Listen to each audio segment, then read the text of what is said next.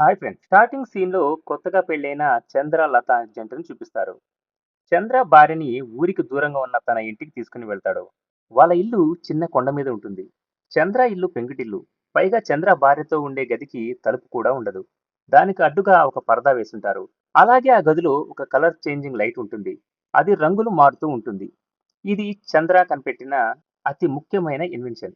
ప్రతిరోజు చంద్ర తన ఫ్రెండ్స్‌తో కలిసి మందు తాగి వస్తాడు. ఇంటికి రాగానే తన భార్య లతతో శారీరకంగా కలిసే ప్రయత్నం చేస్తాడు. కానీ లత నిరాకరిస్తుంది. ఎందుకంటే ఆ గదిలో ఉన్న కిటికీ ఎప్పుడూ తెరిచే ఉంటుంది.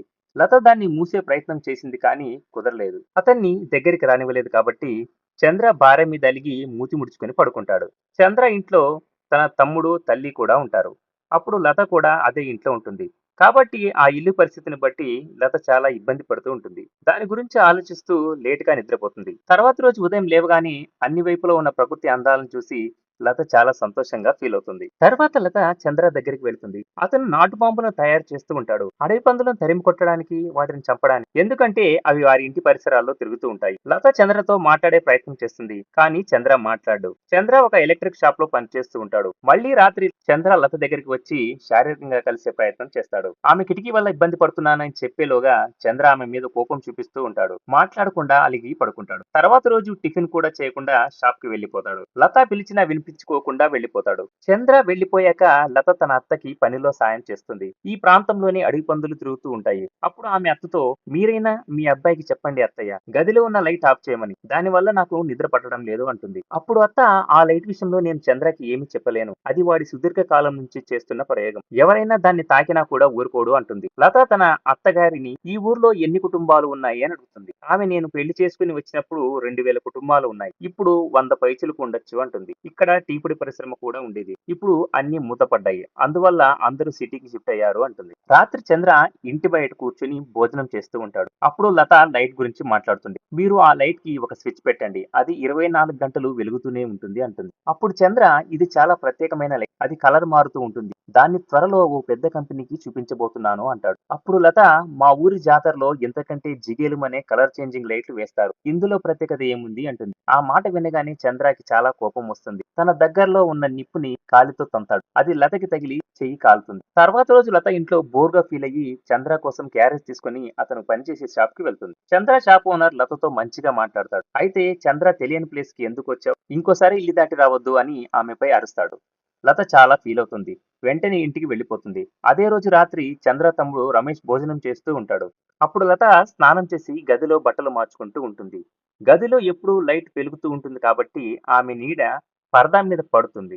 రమేష్ భోజనం చేయకుండా లత నీడని చూస్తూ ఉంటాడు. తర్వాత రోజు లత చంద్రతో కిటికీ గురించి మాట్లాడుతుంది. అలాగే గది తలుపు గురించి కూడా. అప్పుడు చంద్ర నీ కోసం పెద్ద మహల్ కట్టించమంటావా ఏంటి, నిన్ను చూడ్డానికి ఇక్కడికి ఎవ్వరూ రారు అని కోపంగా షాప్ కి వెళ్ళిపోతాడు. తర్వాత లత తన అత్త కలిసి కిటికీని మూసేస్తారు. అప్పుడు లత చాలా సంతోషంగా కనిపిస్తుంది. రాత్రి ఇంటికి రాగానే చంద్ర కిటికీ చూసి షాక్ అవుతాడు. అతనికి అలా చేయడం అస్సలు నచ్చదు. చంద్ర భోజనం చేస్తూ ఉండగా అతని తల్లి ఆ లైట్ గురించి మాట్లాడుతుంది. కోడలికి లైట్ ఉండడం వల్ల నిద్ర పట్టడం లేదు. కనీసం రాత్రి అయినా స్విచ్ ఆఫ్ చేయొచ్చు కదా అంటుంది. చంద్రకి లైట్ గురించి మాట్లాడగానే చాలా కోపం వస్తుంది. భోజనం వదిలేసి షాప్కి వెళ్ళి పడుకుంటాడు. ఉదయాన్నే షాప్కి వచ్చిన ఓనర్ చంద్రాని చూసి కొత్తగా పెళ్ళైంది, అమ్మాయితో గొడవ పడుకు అని తిడతాడు. ఇంకోవైపు లత భర్త కోసం ఎదురు చూస్తూ ఉంటుంది. చంద్ర ఉదయం ఇంటికి రాలేదు. సాయంత్రం అయింది, అయినా ఇంటికి రాలేదు. చంద్ర రాత్రి మద్యం తాగి ఇంటికి వస్తాడు. లత తాగి వచ్చావా అని అడుగుతుంది. చంద్ర కోపంతో కారణం లేకుండా లతని కొడతాడు. లత గదిలోంచి బయటకు వెళ్తూ ఉండగా చంద్ర లత కడుపు మీద కాలితో తంతాడు. లత నొప్పితో అల్లాడిపోతుంది. లత కేకలు బయట పడుకున్న రమేష్ కి ఆమె అత్తగారికి వినిపిస్తుంది. అయినా కూడా ఆమె ఏమీ అనదు. చంద్ర ఒక టార్చ్ లైట్ తో లత కాలి మీద గట్టిగా కొడతాడు. లత ఇంకా గట్టిగా కేకలు పెడుతూ అరుస్తుంది. చంద్ర ఆమె నోరు మూసి కేకలు పెట్టుకు అని చెప్తాడు. బలవంతంగా ఆమెని శారీరకంగా అనుభవిస్తాడు. తర్వాత లత ఉదయాన్నే తన కాలు చూసుకుంటుంది. ఆమె కాలికి చాలా పెద్ద గాయమై ఉంటుంది. కాలు కూడా కింద పెట్టలేకపోతుంది. ఆ సంఘటన వల్ల లతకి జ్వరం కూడా వస్తుంది. ఆమె పరిస్థితి చూసి లత అత్త ఆమెకి కషాయం ఇస్తుంది. అప్పుడు పొరుగున ఉంటున్న ఒక చిన్న అమ్మాయి లత దగ్గరికి వస్తుంది. అప్పుడప్పుడు ఆ అమ్మాయి వాళ్ళ ఇంటికి వస్తూ ఉంటుంది. ఆ అమ్మాయి లతతో అక్క, నేను నీకు ఒక మ్యాజిక్ చూపించనా అని తన దగ్గర ఉన్న బొమ్మతో పరదా వెనకాల నించుని బొమ్మ నీడని చూపిస్తుంది. అది చూసి లతకి తను రోజు బట్టలు మార్చుకునేటప్పుడు రమేష్ చూస్తున్నాడని అర్థమవుతుంది. రాత్రి మళ్ళీ చంద్ర లత దగ్గరికి వచ్చి బలవంతం చేయాలి అని చూస్తాడు. లత దూరంగా వెళ్ళమని కత్తితో బెదిరిస్తుంది. గదిలో అరుపులు విని చంద్ర తల్లి ఏంటి ఆ అరుపులు అని కేక వేస్తుంది. అప్పుడు చంద్ర సైలెంట్ గా గదిలో నుంచి వెళ్ళిపోతాడు. తర్వాత రోజు ఉదయం లత మా పుట్టింటికి పెడతాను కొన్ని రోజులు ఉండి వస్తా అంటుంది. అప్పుడు చంద్ర ఏ ఇల్లు మీ అమ్మ లేదు మీ నాన్న వేస్ట్ గాడు నీకు అన్నీ నేనే కదా నువ్వు చచ్చేదాకా ఇక్కడే ఉండాలి అని గట్టిగా వార్నింగ్ ఇస్తాడు. చంద్ర వెళ్లిపోయిన తర్వాత ఆమె అక్కడ ఉండకూడదు అని నిర్ణయించుకుని బట్టలు సర్దుకుని వెళ్లిపోతూ ఉంటుంది. కొంచెం దూరం వెళ్లిన తర్వాత చంద్ర ఆమెకి ఎదురుపడతాడు. లతాన్ని బయట చూడగానే చంద్రకి చాలా కోపం వస్తుంది. ఒక కర్ర తీసుకొని దారుణంగా కొడతాడు. లత అక్కడి నుంచి పారిపోవాలని అనుకుంటుంది కానీ ఈలోగా అడవి పంది ఆమెకి ఎదురు వస్తుంది. చంద్ర భార్యని జంతువుని కొట్టినట్టు హీనంగా కొడతాడు. అందుకే సింబాలిక్ గా ఈ మూవీలో అడవి పందిని చూపించారు. బాగా కొట్టిన తర్వాత చంద్ర లతని ఈడ్చుకుంటూ ఇంటికి లాక్కొని వెళ్తాడు. తర్వాత లత పరిస్థితి చూసి ఆమె అత్త గాయాలకు వేడి నీళ్లతో కాపడం పెడుతుంది. లతతో పెళ్లైన కొత్తలో నా భర్త కూడా నన్ను ఇలాగే కొట్టేవాడు. నేను కూడా ఇంటి నుంచి పారిపోవాలి అనుకున్నా కానీ వీలు పడలేదు అంటుంది. ఆమె అత్త కూడా తను అనుభవించిన కష్టాల గురించి చెప్తూ ఉంటుంది. రాత్రి చంద్ర వచ్చి లత పరిస్థితిని పట్టించుకోకుండా ఆమెను బలవంతం చేస్తాడు. ఉదయాన్నే లత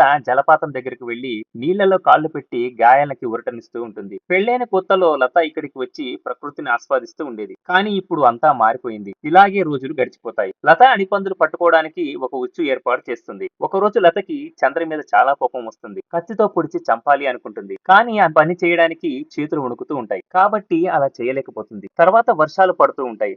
అప్పుడు భూమిలో నుంచి చాలా తేళ్లు బయటికి వస్తాయి. లతతో వాళ్ళ అత్త ఇక్కడ వర్షాలు పడితే చాలా తేళ్లు బయటికి వస్తాయి. నువ్వు జాగ్రత్తగా ఉండు అని చెప్తుంది. అప్పుడు లతకి ఒక మంచి ఐడియా వస్తుంది. ఒక తేలును పట్టుకొని చంద్ర గదిలో పనిచేస్తూ ఉన్నప్పుడు ఆ తేలును అక్కడ వదిలేస్తుంది. కానీ చంద్ర వీపు మీద తేలు కదలడం చూసి సుత్తితో దాన్ని కొట్టి చంపేస్తాడు. తర్వాత రోజు చంద్ర షాపు ఓనర్ చంద్ర ఇంటికి వస్తాడు. చంద్ర తను తయారు చేసిన లైట్ ని అతనికి చూపిస్తాడు. చంద్ర షాపు ఓనర్ త్వరగా నువ్వు ఈ లైట్ ని పూర్తి చెయ్యి. ఆ కంపెనీ వాళ్ళతో నేను మాట్లాడతాను అంటాడు.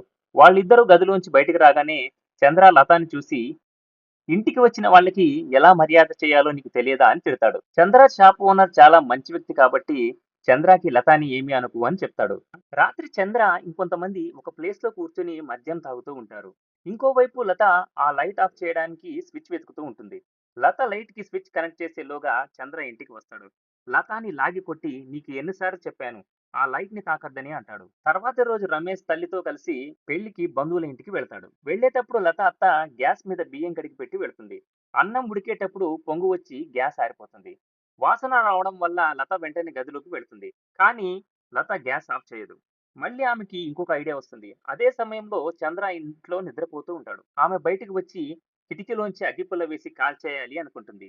ఈలోగా అక్కడికి చంద్ర షాప్ ఓనర్ వస్తాడు. చంద్రాన్ని నిద్ర లేపి షాప్ కి తీసుకుని వెళ్తాడు. ఈ విధంగా ఆమె రెండవ ప్లాన్ కూడా ఫెయిల్ అవుతుంది. తర్వాత చంద్ర తల్లి వస్తుంది. ఆమె రేపు మన బంధువుల ఇంట్లో ఫంక్షన్ ఉంది. మీరిద్దరూ తప్పకుండా వెళ్ళాలి అని చెప్తుంది. తర్వాత రోజు చంద్ర లత ఇద్దరు కలిసి ఫంక్షన్ కి బస్సులో వెళ్తూ ఉంటారు. అయితే ఇద్దరు ఎడమొహం పెడమొహంగా వేరే వేరే సీట్లో కూర్చొని ఉంటారు. పెళ్లింటికి వెళ్ళిన తర్వాత చంద్ర రాత్రి బంధువులతో కలిసి మద్యం సేవిస్తూ ఉంటాడు. లత భోజనం చేసిన తర్వాత చాలా ఆలస్యం అవుతుంది అని చంద్ర దగ్గరికి వచ్చి ఇంటికి వెళదాం అంటుంది. చంద్ర తాగిన మత్తులో భార్యని అందరి ముందో అవమానిస్తాడు. నేను పాట పాడతా నువ్వు డాన్స్ చెయ్యి అంటాడు. చంద్ర మాటలు విని అక్కడ ఉన్న బంధువులు షాక్ అవుతారు. చంద్ర నిజంగానే లత పట్ల దారుణంగా ప్రవర్తించడం చూసి వాళ్ళు ఆపే ప్రయత్నం చేస్తారు. చంద్ర తను నా భార్య. నాకు ఇష్టం వచ్చినట్లు చేస్తా. మీకు అనవసరం. నాకు బాగా తెలుసు నా భార్యతో ఎలా ప్రవర్తించాలో అంటాడు.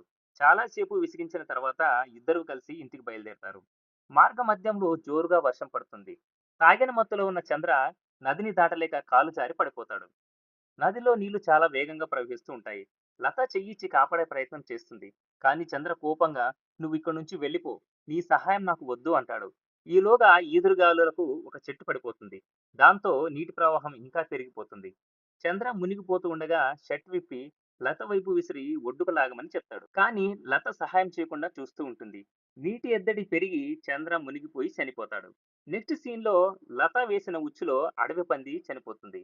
చంద్ర కూడా ఇదే విధంగా తను వేసుకున్న ఉచ్చులో తనే పడి చనిపోయాడు. తర్వాత లత ఇంట్లో ఉన్న ఆ లైట్ ని ఎలాగైనా ఆఫ్ చేయాలి అని ఒక స్విచ్ రెడీ చేస్తూ ఉంటుంది. అప్పుడు ఆమె మరిది అక్కడికి వస్తాడు. లతతో మా అన్నయ్య దెబ్బలకు నువ్వు పెట్టే కేకలు నేను విన్నాను. తప్పు అంతా మా అన్నయ్యదేనని నాకు తెలుసు. కానీ నువ్వు ఇక్కడ ఉండాలి అంటే నాతో కలిసి ఉండాలి అంటాడు. నేను ఈ గదిలో ఎలాగైతే కేకలు పెట్టానో మీ అన్నయ్య కూడా అలాగే కాపాడండి అని కేకలు పెట్టాడు. కానీ నేను కాపాడలేదు. నా కళ్ళ ముందే మీ అన్నయ్య నీళ్లలో మునిగి చనిపోయాడు అంటుంది. అది విన్న తర్వాత లత మరిది లతని చాలా అసభ్యంగా తిడతాడు. లత అన్ని మూసుకొని ఇక్కడ నుంచి వెళ్ళకపోతే నువ్వు కూడా మీ అన్నయ్య దగ్గరికి వెళ్తావు అంటుంది. అప్పుడు లత మరిది భయపడి అక్కడ నుంచి వెళ్ళిపోతాడు. చివరికి ఏదోలా కష్టపడి లత ఆ లైట్ కి స్విచ్ ఫిక్స్ చేసి లైట్ ఆఫ్ చేస్తుంది. ఈ సీన్ తోనే స్టోరీ ఎండ్ అవుతుంది. ఇది ఫ్రెండ్స్ ఇవాల్టి స్టోరీ. ఇలాంటి మరిన్ని ఇంట్రెస్టింగ్ స్టోరీస్ కోసం మన ఛానల్ ని సబ్స్క్రైబ్ చేయండి, లైక్ చేయండి, షేర్ చేయండి. Thanks for watching.